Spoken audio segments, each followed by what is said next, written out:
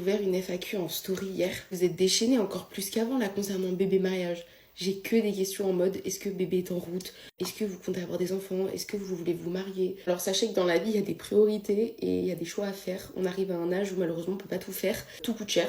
Il faut choisir ses priorités. Est-ce qu'on veut acheter un bien? Donc dans ce cas-là, se consacrer à ça pendant quelques années, ou on préfère pour le moment être locataire pour pouvoir bouger quand on a envie, être libre entre guillemets de pouvoir bouger. Et dans ce cas-là, mettre le mariage en premier plan, ou non, en vrai, il n'y a pas de ou, parce que je ne pourrais pas avoir d'enfant si je ne suis pas mariée. Moi, j'ai vraiment envie de, entre guillemets, de faire les choses dans l'ordre pour moi. J'estime que c'est important de se marier avant d'avoir un enfant. Mais si demain, on me demandait de choisir là, tout de suite, ce que j'aimerais faire parmi ces 3 priorités, entre guillemets, dans la vie, pour moi, j'entends que ce ne soit pas forcément les envies, les priorités pour tout le monde. Je choisis en numéro 1 le mariage. Parce que pour moi, c'est ultra important.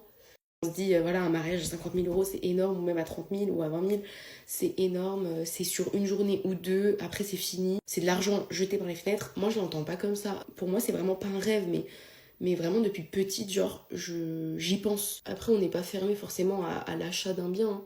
Juste, on regarde pas, parce que c'est pas dans nos envies là pour cette année. Après, on verra l'année prochaine ou l'année d'après. Là, on a emménagé il y a pas longtemps dans cet appart et on est très bien.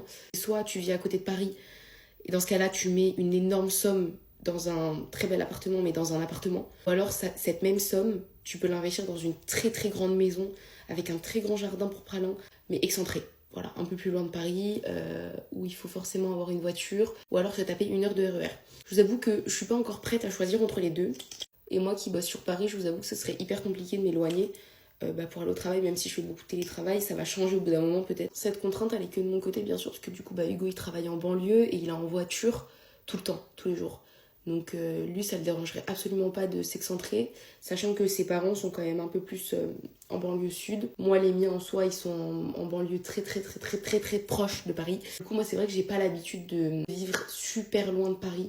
Mais franchement, je préfère acheter une maison avec un jardin plutôt qu'un appartement en fait. Et autre critère aussi, actuellement on vit dans un appartement qui est quand même très très grand, qui est très spacieux. Je me vois pas en fait acheter quelque chose de plus petit par rapport à ce qu'on a aujourd'hui.